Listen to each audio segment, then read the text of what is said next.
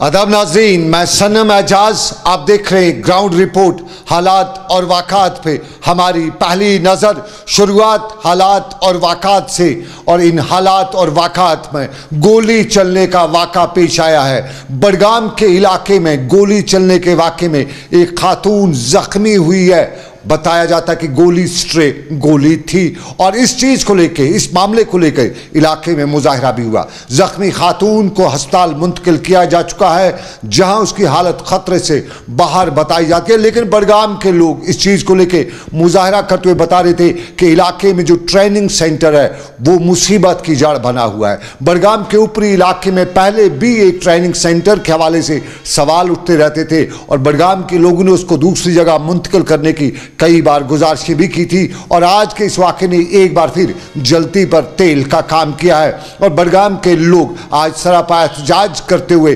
खातून की जख्मी होने का हवाला देते हुए बता रहे थे कि यहाँ किसी भी वक्त किसी की भी जान चली जा सकती है, क्योंकि गोली है, और गोलियां ट्रेनिंग के दौरान जब चलाई जाती हैं तो ये गोलियां किसी की तरफ भी जा सकती हैं, क्योंकि जो ट्रेनीज होते हैं उन्हें निशाना पता नहीं होता है। वो बिल्कुल ऐसे ही गोलियां चलाते हैं जिससे इलाके के लोगों के सर पे नंगी तलवार हर वक्त लटकती रहती है। इससे पहले 1 साल से हो रही है, 1 साल से हो रहे। हम कम से कम 4-5 बार गए हैं बडगाम एडमिनिस्ट्रेशन के पास, SHO के पास गए हैं, DC साहब को बोला है, किसी ने आज तक ताउन नहीं दिया इसको। लेकिन आज तक सिर्फ छत पे आ रहे थे, कभी कभी आ रहे थे, किसी के ये वाटर टैंक थी उसमें भी छेद हो गए हैं। आज एक औरत को टांग पे लगी है गोली। आज हम मजबूर हो गए हैं ये करने के लिए। और क्या, हमने DC साहब, इसके SHO साहब के पास गया, और हम तहसीलदार मैडम के पास गया, वो भी यहाँ 2 बार आई है, लेकिन आज तक कोई भी कार्रवाई नहीं की इन लोगों ने। चाहते हैं ये बंद होना चाहिए, यहाँ हमारा नॉर्मल जिंदगी होना चाहिए इस गाँव में। हम परेशान हो रहे हैं, अगर इनको ये नहीं बंद हो गया तो फिर हमको उठाओ यहाँ से, दूसरी जगह पे शिफ्ट करो हमको। हमें क्या जरूरत है फिर यहाँ रहने के, मारने के लिए? यहाँ रहना हमको। ये बडगाम का वाक़ा, लेकिन एक और वाक़ा भी पेश आया है। कश्मीर का नौजवान आसाम में मारा जा चुका है। बताया जाता है कि दरबाग शोपियां के मोहम्मद आसिफ की मौत आसाम में, गुवाहाटी आसाम में हुई है, और उसकी मैयत को कश्मीर लाया जा चुका है। लवाकीन के मुताबिक मौत की वजह मालूम नहीं हो सकी है। पुलिस हुकाम भी कहते हैं कि उन्हें इस वाक़े से कोई जानकारी नहीं है, और अब इसकी सारी डिटेल्स कलेक्ट करें। लेकिन बताया जाता है कि आसाम, गुवाहाटी आसाम में नौजवान की मौत वाक़ा हुई है। और दिल्ली में पिछले दिनों लगभग 1 हफ्ते पहले 3 लोगों की गिरफ्तारी पर कश्मीर में तब से लेकर आज तक गम गुस्सा भी जताया जाता है। आज भी गम गुस्सा था, और श्रीनगर की प्रेस कॉलोनी में नारेबाजी करते हुए दिल्ली पुलिस पर इल्ज़ाम आयद करते हुए बताया जा रहा था कि दिल्ली पुलिस कुर्बानी का बकरा बना रही है। वो लोग उनके बकौल दिल्ली घूमने गए थे, कारोबार के सिलसिले में गए थे, कुछ खरीदारी करने गए थे। यहाँ उनका रिकॉर्ड उन लोगों के मुताबिक साफ शफाफ है, कोई लिंक नहीं है। लेकिन अचानक दिल्ली पुलिस शाम गए ऐलान करती है कि वो मिलिटेंट हैं। वो 5 लोगों को वहाँ पे गिरफ्तार किया गया था, जिनमें बताया गया था कि 3 कश्मीरी हैं, 2 पंजाब के सिख तबके से वाबस्ता रखने वाले लोग हैं। और तब ये भी बताया गया था कि किसानों का जो मोर्चा मुल्क में निकला है, दिल्ली में निकला है, उससे अटेंशन डाइवर्ट करने की कहीं दिल्ली पुलिस की कोई कोशिश तो नहीं।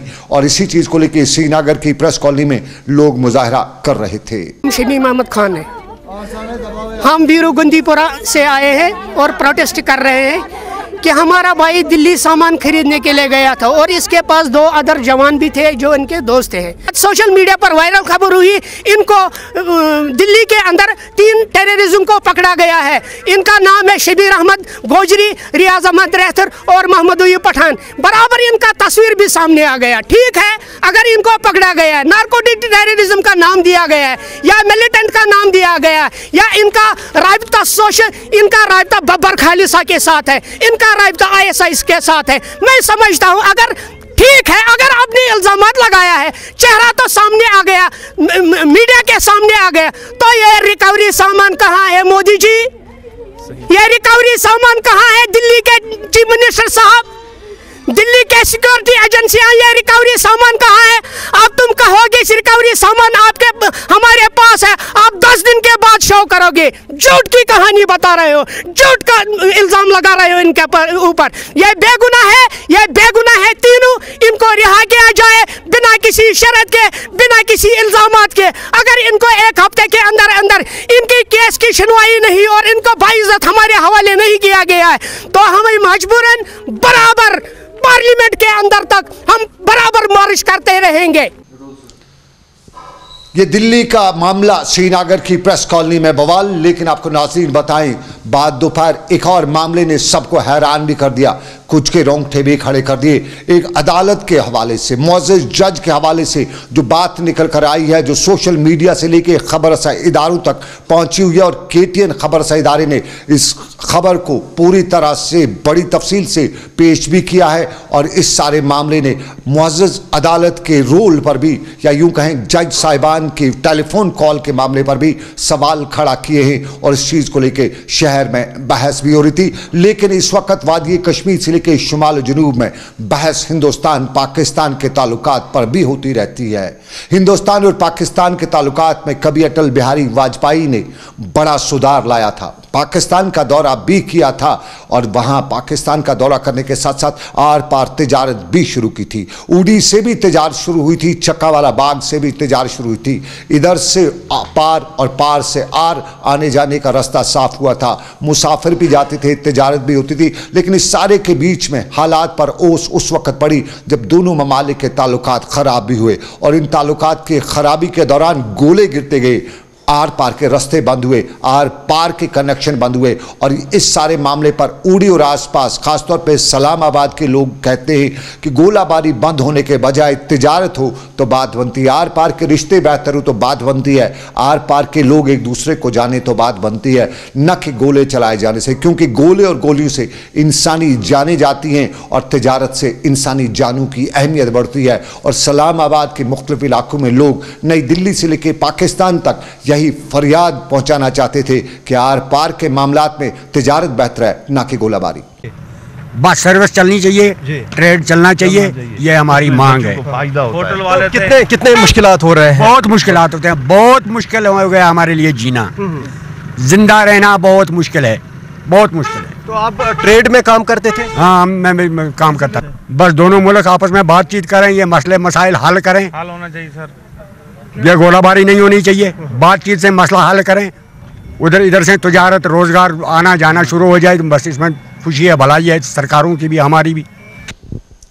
आर पार के रिश्तों में तिजारत बेहतर है और आर पार के रिश्तों में सयाहत भी बेहतर है और सयाहत में आज का दिन बैनुल-अक़वामी तौर पे माना जाता है। सयाहत के एतबार से आज इंटरनेशनल मॉनिटरिंग डे था और आज के दिन पर दुनिया भर में तकारीब हुई। उन लोगों को याद किया जा रहा है जिन्होंने कंचनजंगा से लेके माउंट एवरेस्ट तक को फतह किया है और इंसान की अजमत को बयान भी किया है। वादी कश्मीर माउंटेनिंग के लिए एक बहुत बेहतर जगह मानी जाती है, लेकिन हालात और वसाइल न होने की वजह से यहाँ उस तरह से माउंटेनियरिंग नहीं हो सकी है जिस तरह से होनी चाहिए। ताहम रियासत का सयाहत का महकमा इसको बढ़ावा देने की भरपूर कोशिशें भी कर रहा है और आज भी इंटरनेशनल माउंटेनियरिंग दिन के मौके पर डायरेक्टर सयाहत ने एक बार फिर इस बात का अंदिया और वादा दिया कि जम्मू कश्मीर में सयाहत के हवाले से हर मुमकिन कदम उठाया जाएगा और गुलमर्ग से लेकर पहलगाम और वादी लुलाब से लेकर सोनामर्ग तक की वादियों और पहाड़ों पर माउंटेनियरिंग से लेकर दूसरे सयाहत और सयाहती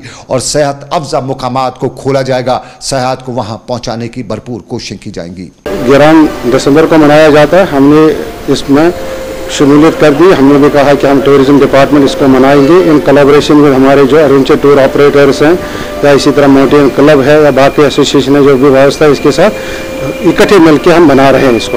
और पहला प्रोग्राम जो हमारा आज का था, हमने ये मोटर बाइकिंग वाला सियाफ कर दिया शंकराचार्य से, तकरीबन 8-9 किलोमीटर का वो रन करेंगे। 40 लड़कों का ग्रुप था। इसी तरह से हमने यहाँ एक सेमिनार रखा है ये पूरा बड़े लेवल का सेमिनार है जिसमें हम एक्सपेक्ट कर रहे हैं तकरीबन 200 लोग आएंगे, जिसमें हमने एक्सपर्ट भी बुलाए हैं, जिसमें हमने डिपार्टमेंट की भी और बाकी डिपार्टमेंट की लिम्नोलॉजिस्ट हैं, कोई माउंटेनियर है, कोई इसी तरह अखबार नवीस है कोई। वो तीसरा सबसे इम्पोर्टेंट जो है कि इसका टूरिज्म पोटेंशियल क्या है, वो टूरिज्म पोटेंशियल हम हाईलाइट करना चाहते हैं। अपनी जो माउंटेन्स एरियाज़ हैं, वो एडवेंचर टूरिज्म हो, वो पिलग्रिम टूरिज्म हो, वो इको टूरिज्म हो, वो वाइल्ड लाइफ टूरिज्म हो या और लेजर टूरिज्म हो। फॉर एग्जाम्पल आप देख रहे हैं कि जहाँ बाहर इतना बड़ा टेम्परेचर होता है, हाई टेम्परेचर होता है, स्कॉचिंग हीट होती है, तो उस वक्त हमारा गुलमर्ग, हमारा पहलगाम जो पहाड़ी एरिया है, माउंटेनस एरिया कितनी सूदिंग और इफेक्टिव होते हैं। तो ये चीज़ हम मैसेज करना चाहते हैं। और दूसरा हम इससे ये मैसेज देना चाहते हैं पूरे इंडिया को, पूरे कंट्री को और पूरे यूथ को कि नहीं, Kashmir is ready to host any number of tourist. आप आ जाओ, आप एंजॉय करो कश्मीर की ब्यूटी, कश्मीर की हॉस्पिटैलिटी और कश्मीर का एनवायरनमेंट। सेहत का आलमी दिन और आलमी दिन के मौके पर तकारीब, लेकिन इन्हीं तकारीब के बीच में अक्सर लोग ये भी पूछते हैं, ये भी सवाल करते हैं कि कश्मीर में इंफ्रास्ट्रक्चर की कमी है और इंफ्रास्ट्रक्चर में सबसे पहले बिजली का हाल